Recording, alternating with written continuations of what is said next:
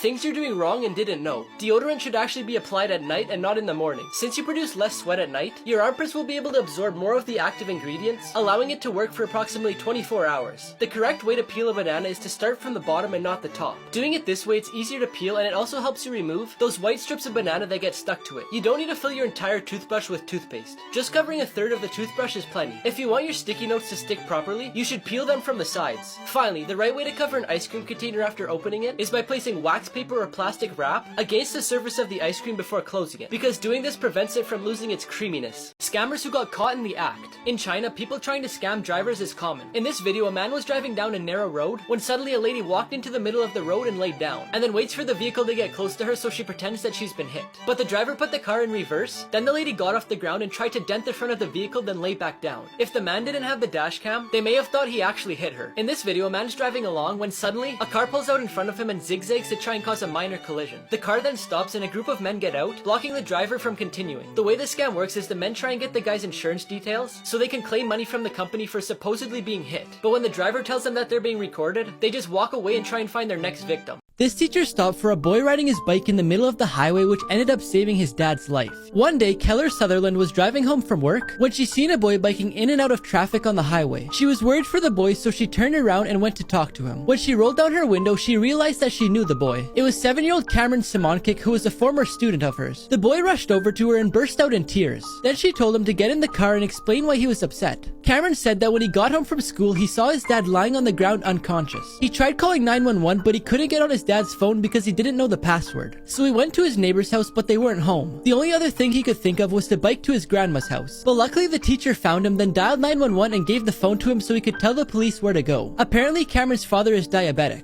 As soon as Cameron and the teacher arrived back at his house, the paramedics were there giving insulin to his dad. Around 30 minutes later, he was feeling better, and it was all because of the teacher. This 6-year-old boy became the youngest soldier in World War II. Sergei Aleshkov, a 6-year-old boy, was orphaned during World War II after German troops arrived and killed everyone in his village, including his mother and brother. Sergei managed to escape with the help of a neighbor and quickly ran into the forest. After a few days, he was found by Soviet scouts who took him to a shelter led by Major Kozelski. Kozelski decided to leave him with the battle troops, and he was soon adopted by Mikhail Vorobyov, who didn't want to send him to an orphanage. Sergei didn't take part in combat operations. Instead, he had tasks like delivering letters and newspapers. He also brought the soldiers whatever they needed, including water, ammo, and grenades. But one of the times he went to deliver the newspaper, he saw suspicious people in a haystack and informed the artillery commander. The people turned out to be German spies who were then neutralized. After the war, Vorobyov raised Sergei, who later got married, had 2 children, and passed away in 1990. Disney closed this water park, and the reason why is scary. In 1976, Disney opened its first water park called Country River. It was one of the most popular attractions at Disney World because it had lots of water rides with slides, rivers, and a lake with a sandy bottom. Since it was located in Bay Lake, Florida, it had a unique water filtration system which kept the water clean. But in 2001, the park mysteriously closed, disappointing a lot of people. Disney announced that it was due to remodeling, but years went by and it never reopened. And in 2005, they announced that it would remain closed permanently because they didn't have many visitors. Many people weren't convinced with his explanation